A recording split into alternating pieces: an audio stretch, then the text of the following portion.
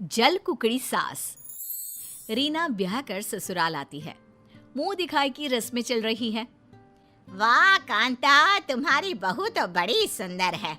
हाँ भाई, चांद सूरज की जोड़ी है।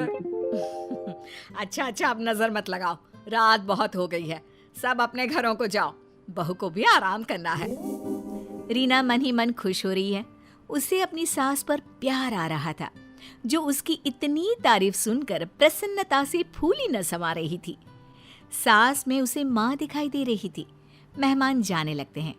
तभी एक आंटी उसकी सास से कहती है, बात सुनो कांता, सुंदर बहू मतलब बेटा छू, इसलिए जरा इसे अच्छी तरह समझा कर रखना। अरे 2-4 दिन बीतने दो, फिर असली ससुराल का मतलब समझाती हूँ। इस तरह दिन गुजरते हैं। शादी के 1 हफ्ते के बाद, बहू, मुझे तुमसे कुछ जरूरी बातें करनी है। जी कहिए माँ जी। देखो, हमारे घर में नौकर रखने का रिवाज नहीं है। घर का सब काम हम खुद ही करते हैं। अब तुम आ गई हो तो आज से ये जिम्मेदारी तुम्हारी। रीना थी एक सीधी सादी और दिल की नेक लड़की। वो सास की चालाकियों को समझे बिना घर का पूरा काम अपने कंधों पर ले लेती है।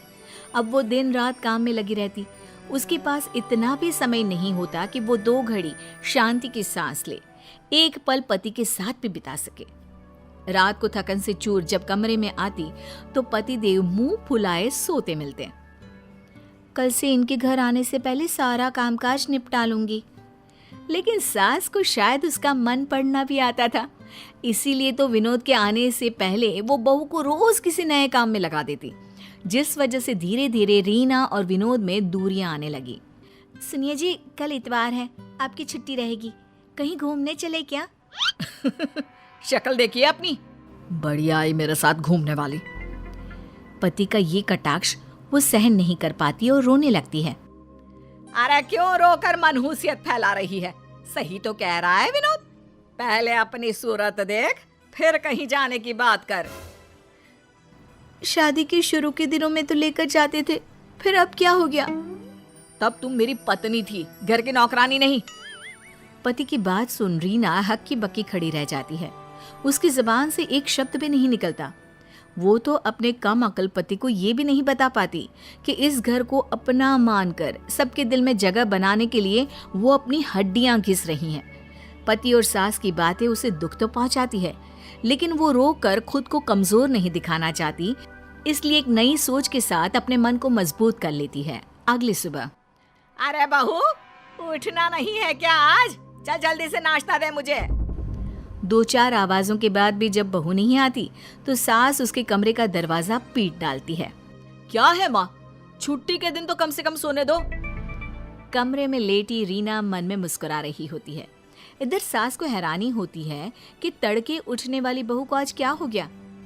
अब रोज यही होने लगता है। रीना के मन में होता तो काम करती, वरना सब यूं ही पड़ा रहता। फिर वो पति के आने से पहले सज धज कर तैयार हो जाती।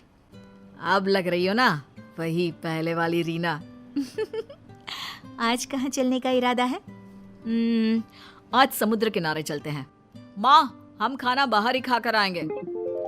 ये सब देख कांता के दिल पर सांप लौट जाते हैं। वो अचानक बहू की ऐसी काया पलट देख सोच में पड़ जाती है।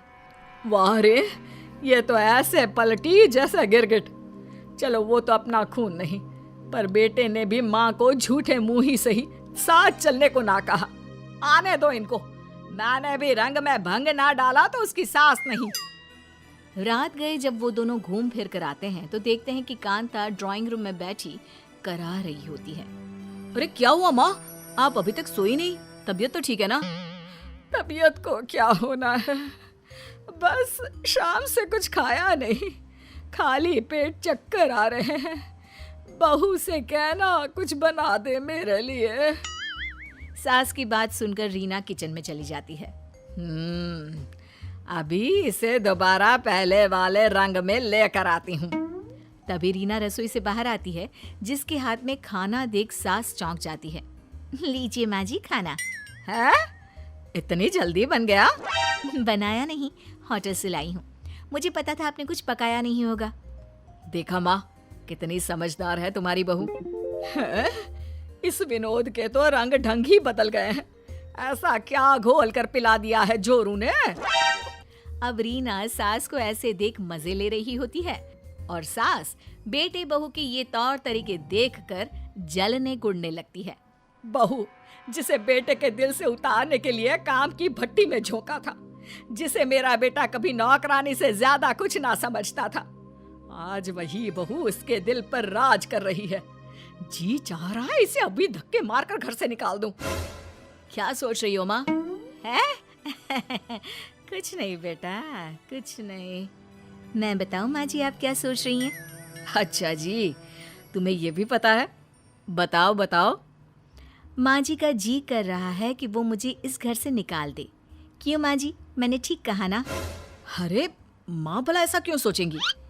क्योंकि माँ जी को इस बात से इनसिक्योरिटी है कि घर में इतनी सुंदर बहू आ गई और कहीं इस वजह से उनका बेटा उन्हें भूलकर सिर्फ पत्नी के पल्लू से ना बन जाए। रीना की बात सुनकर कांता चौंक जाती है। वो समझ जाती है कि रीना को उसके इरादों की खबर हो चुकी है, लेकिन कहीं ना कहीं कांता के मन पर भी इस बात का बोझ था। बहू मुझे माफ कर दे। लोगों की बातों में आकर मैंने अपनी सुंदर, सुशील और सीधी सादी बहू का जीना दुश्वार कर दिया। मैं ममता में बहक गई थी, इसलिए तुझ पर सारा बोझ डालकर तेरे चेहरे का नूर खत्म करना चाहा। मुझे माफ कर दे बहू। सास की आंखों में पश्चाताप के आंसू आ जाते हैं, जिसे देख बहू और बेटा दोनों ही उसे गले लगा लेते हैं। रोइए मत माँ जी और माफी भी मत मांगिए, गलती किसी की नहीं है। लेकिन बहू तुझे ये सब कैसे पता चला? मैंने छिपकर आपकी और पड़ोसन आंटी की बातें सुन ली थी। वैसे माँ, सुंदर बहू लाने का अरमान भी तो आपको ही था ना? अरे तो क्यों ना लाती? घर में कोई तो मुझे टक्कर देने वाला होना चाहिए ना। तुझसे तो उसकी उम्मीद नहीं कर सकती। अच्छा, अब सास बहू एक होकर मुझे फंसा रही हो? इस बात पर सब हंसने लगते हैं, जिसके बाद रीना सबके लिए चाय लेकर आती है और अच्छे माहौल में हंसी मजाक के साथ चाय की चुस्कियों के बीच गुजरे दिनों की बात करने लगते हैं। जैसे मैंने बिना सोचे समझे बस बहू को विलन समझ लिया। अगर कोई दूसरी होती तो शायद मेरे बेटे को मुझसे कहीं दूर ले जाती। पर आज मैं भगवान का लाख शुक्र अदा करती हूँ कि मुझे ऐसी बहू मिली है जिसने इतना सब होने पर भी समझदारी से काम लेते हुए सब कुछ संभाल लिया। और आपको भी समझदार बना दिया है ना माँ? लेकिन अब सब ठीक हो गया है और अब हम हमेशा साथ रहेंगे।